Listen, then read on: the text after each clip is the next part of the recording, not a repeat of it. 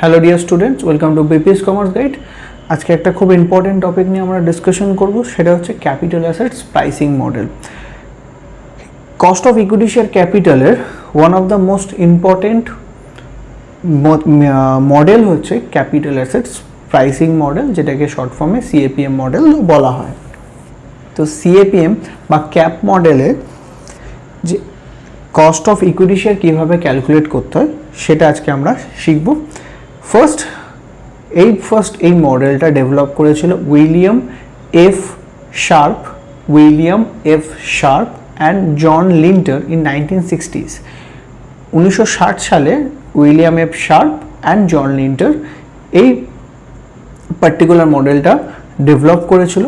এই পার্টিকুলার মডেলে যে রিলেশনশিপটা বেসিক্যালি দেখানো আছে সেখানে হচ্ছে unavoidable risk and expected rate of return এর মধ্যে একটা রিলেশনশিপ তারা বিল্ড করার চেষ্টা করেছিল।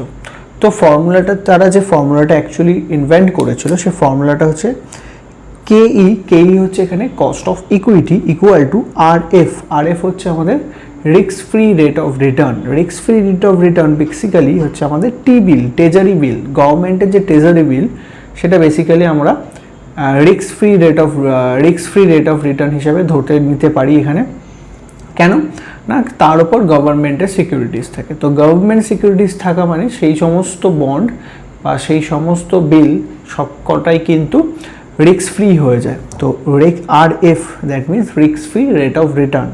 আর নেক্সট যে পার্টটা রয়েছে এই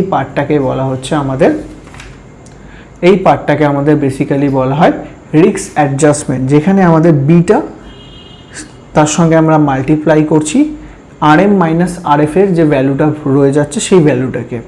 দ্যাট মিনস আরএম হচ্ছে এখানে রিস্ক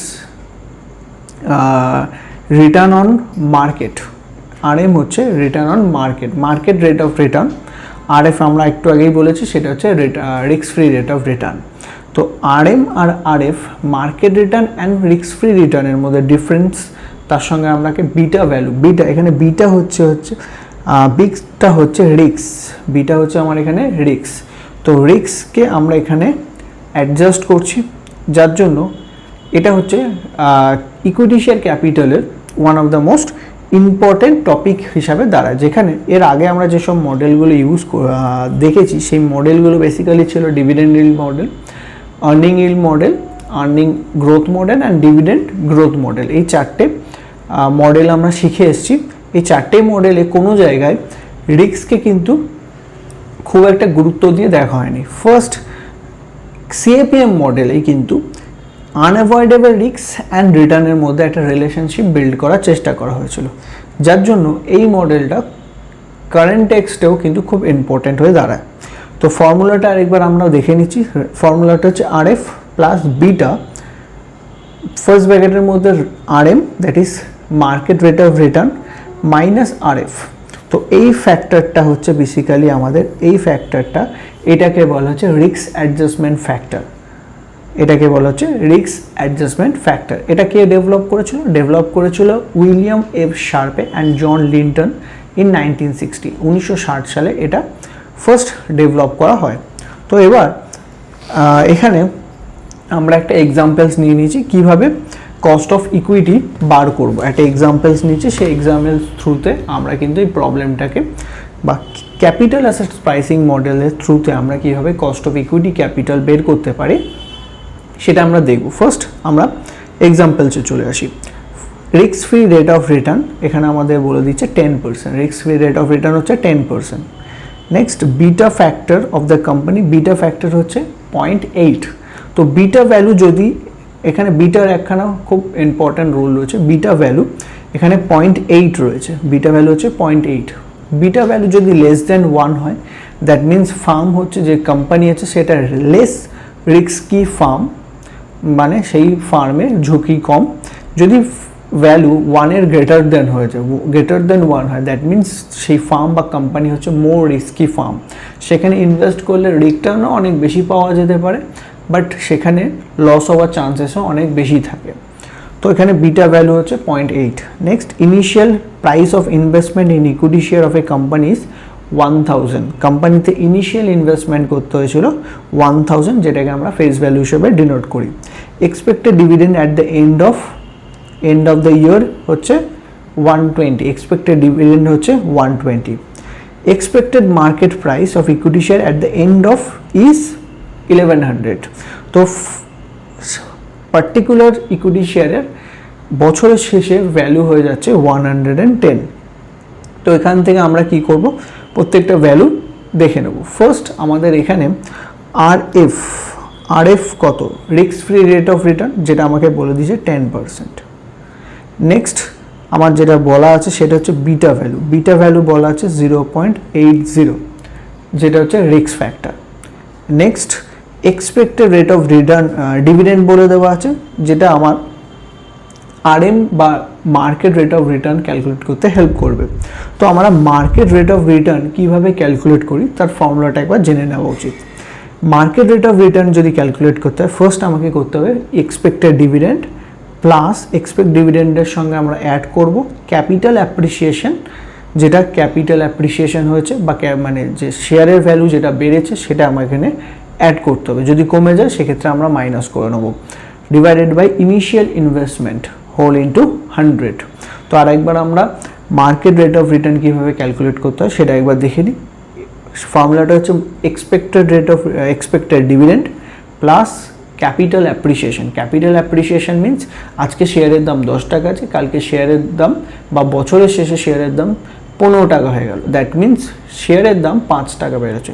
ওই 5 টাকাই হচ্ছে ক্যাপিটাল অ্যাপ্রিসিয়েশন, যে ভ্যালুটা বেরোচ্ছে সেই ভ্যালুটাকেই বলা হয় capital appreciation, divided by initial investment whole into 100। এরকমভাবে আমরা মার্কেট রেট অফ রিটার্নটাকে ক্যালকুলেট করি। তো আরএম ক্যালকুলেট করবো। ফার্স্ট ইনিশিয়াল এক্সপেক্টেড ডিভিডেন্ড হচ্ছে 120 প্লাস ক্যাপিটাল অ্যাপ্রিসিয়েশন, এখানে ইনিশিয়াল ইনভেস্টমেন্ট ছিল 1000 আর আমাদের যে expected market rate of market price হবে সেটা হচ্ছে 1100 টাকা। তাহলে মানে হচ্ছে 1000 টাকা শেয়ার বেড়ে হচ্ছে 1100 টাকা, দ্যাট মিনস ক্যাপিটাল অ্যাপ্রিসিয়েশন হচ্ছে 100 টাকা, whole divided by initial investment কত, ইনিশিয়াল ইনভেস্টমেন্ট ছিল 1000 হোল ইন্টু 100। তো এটাকে আমরা কি করব, ক্যালকুলেট করব। তো 120 plus 100 divided by 1000 whole into 100। তো এখানে আসছে মার্কেট রেট অফ রিটার্ন আসছে 22%। তো এখানে মোটামুটি এখানে আমাদের যে কটা ভ্যালু দরকার সিএপিএম এর সেটা আমরা সব কটা বের করে নিয়েছি। কে ইকুয়াল টু ফর্মুলাটা একবার লিখে নিচ্ছি, আরএফ প্লাস এটা হচ্ছে risk free rate of return plus beta RM minus RF. এবার এক এক করে আমরা কি করব, ভ্যালুগুলো পুট করব। আরএফ হচ্ছে 10%, তাহলে 0.10 লিখলাম, 10% মানে হচ্ছে 0.10 প্লাস বিটা, এখানে বিটা হচ্ছে আমার 0.80 হোল ইন্টু আরএম হচ্ছে এখানে 22%, মার্কেট রেট অফ রিটার্ন হচ্ছে 22%, দ্যাট মিনস 0.22 মাইনাস আরএফ কত হচ্ছে, আরএফ মানে হচ্ছে risk free rate of return, সেটা হচ্ছে 10%, দ্যাট মিনস 0.10। এবার এটাকে আমরা ক্যালকুলেট করব। তো 0.22 মাইনাস 0.1 মাল্টিপ্লাই বাই 0.8 প্লাস 0.1, তো এখানে আসছে 0.196। এটার সঙ্গে আমরা কি করব, 100 মাল্টিপ্লাই করে দেবো। তো আগে ফার্স্ট আমরা কি করব, পয়েন্টে ভ্যালুগুলো নেবো, দেন তাকে 100 দিয়ে মাল্টিপ্লাই করব। এখানে আসছে 19.6%। অথবা আমরা কি করতে পারি, ডাইরেক্টলি এখানে আমরা পার্সেন্টেজগুলো বসাতে, আরএফ হচ্ছে 10% প্লাস বিটা ভ্যালু হচ্ছে 0.80, আরএম হচ্ছে 22% মাইনাস আরএফ হচ্ছে 10%। তো এখান থেকেও আমরা কিন্তু ভ্যালু বের করতে, 22 মাইনাস 10 মাল্টিপ্লাই বাই 0.8 প্লাস 10, তাহলে এখানেও আসছে 19.6। ইদার আমরা সেটাকে পয়েন্ট অনুযায়ী নিয়ে নিতে পারি অথবা আমরা ডাইরেক্টলি পার্সেন্টেজ টার্মেও আমরা সেটা কিন্তু লিখতে পারি। তো এখানে আমাদের সিএপিএম মডেল অনুযায়ী কস্ট অফ ক্যাপিটাল দাঁড়াচ্ছে কত, cost of equity share capital দাঁড়াচ্ছে 19.6%। তো এরকমভাবে আমরা কি করব, কস্ট অফ ইকুইটি বার করব আন্ডার ক্যাপিটাল অ্যাসেটস প্রাইসিং মডেলে। এই পার্টিকুলার নোটটা ডাউনলোড করার জন্য তোমরা আমাদের এই পার্টিকুলার ভিডিওর ডেসক্রিপশান বক্সে চলে যাবে। ডেসক্রিপশান বক্সে এই পার্টিকুলার ভিডিওটার স্টাডি মেটেরিয়ালস অ্যান্ড এই পার্টিকুলার কোশ্চেন পেপারটা আর অ্যান্সার কিটা দেওয়া থাকবে, সেখান থেকে তোমরা দেখে নিতে পারো। আশা করি তোমাদের ক্যাপিটাল অ্যাসেটস প্রাইসিং মডেল সম্বন্ধে কিছুটা ধারণা হয়েছে। আর যদি হেল্পফুল মনে হয়ে থাকে অবশ্যই একটা লাইক অ্যান্ড কমেন্ট করে দিয়েছো। আর যদি কোনো ধরনের প্রবলেম হয়ে থাকে তাহলে আমাদের কমেন্ট বক্সে অবশ্যই জানাবে, আমরা সেই প্রবলেমগুলো সলভ করার চেষ্টা করব। Thank you.